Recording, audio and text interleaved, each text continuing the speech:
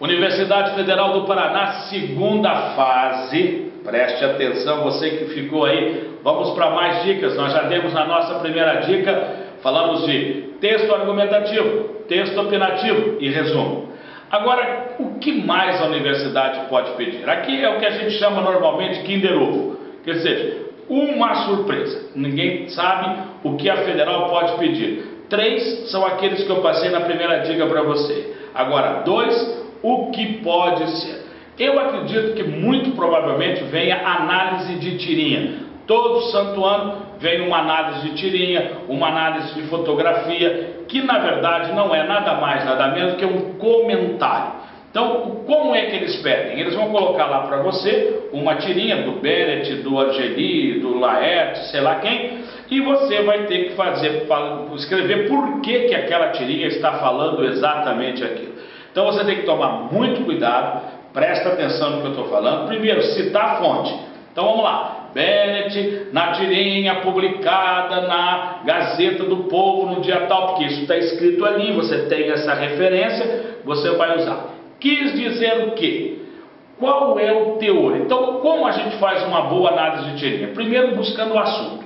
Então, toda tira tem um assunto. Então, a gente entra lá com um assunto. Então, Bennett, na sua tirinha, falou sobre a greve dos professores. Muito bem, esse é o assunto.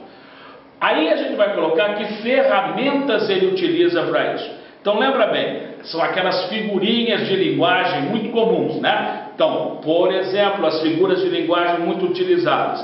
A gente usa muito lá, qual? O paradoxo, né? Que são ideias contrárias. Então, ele usa uma linguagem paradoxal. A ironia, aliás, tirinha que é tirinha tem que ter o quê? Ironia. Por isso que tem humor, ele usa, então ele faz uso da ironia. E onde é que está o aspecto que é o brincalhão, o humor daquela tira, daquela charge, não é mesmo? Importante, só para lembrar aqui, a tirinha, sequência de histórias, a charge, sempre um quadrinho único, né? Então, de onde veio aquilo? O que ele quis dizer? Então, vamos lá. Primeiro, a fonte, o tema, tá? A ferramenta e por que aquilo é humor ou por que não é humor. Então, a análise de tirinha é sempre uma dica importante para quem vai fazer a segunda fase da Federal.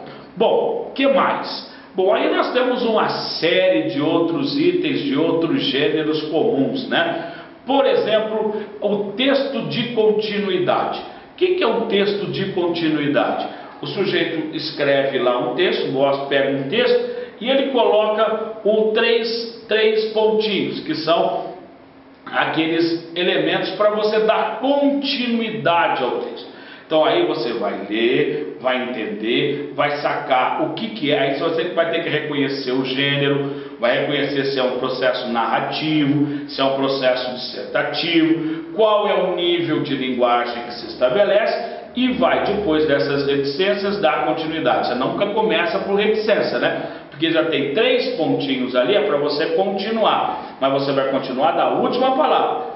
Aqueles 3 pontinhos é para você. Só para você saber que é dali para frente. Então você começa lá do cantinho e vai embora, né? Da própria palavra. Continuando o que foi proposto. Dentro do mesmo gênero, da mesma expressão, da mesma linha. É assim que a Federal gosta, é assim que a Federal pede para vocês.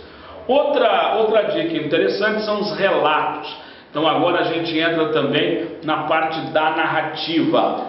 Cuidado, há uma diferença muito grande entre relato, tá? Importante isso, entre relato e narrativa convencional. A narrativa convencional é aquela historinha que tem personagem, ação, tempo, espaço, que tem um narrador, que tem todo aquele processo. Tá. Aí entra a criatividade, entra a sacada, textinho curto, para você ter uma pegada que leva a um clímax. Clímax, narrativa convencional. Você precisa criar um texto para chegar ao final, ter um desfecho bacana e interessante. Esse tipo de texto pinta no vestibular da Federal? Pode. Mas o que eu acho que eles vão trabalhar muito é o relato narrativo também. Todo relato é narrativo, mas nem toda narrativa é relato, aprenda isso. Então, o que é um relato? Eu vou contar uma história com riqueza de detalhes, mas aí não entra o desfecho, eu preciso mostrar o que aconteceu. Então eu respondo as 6 perguntas básicas: o que, quem, quando, onde, como e por quê. Então o relato obrigatoriamente quer isso. O que aconteceu? Quem estava envolvido? Quando aconteceu? Por que aconteceu? Como aconteceu? Onde aconteceu? É assim que você monta um relato, de uma maneira objetiva, clara, nada de subjetividade. Olha, eu estava caminhando pela rua tal, na hora tal, quando um ladrão vestia uma roupa tal. É como um boletim de ocorrência. Um boletim de ocorrência é um relato. Então, relato pode acontecer. Relato é um dos gêneros que a Federal pode explorar. Depois eu falo mais. Esse já está bom, tem mais dicas para você.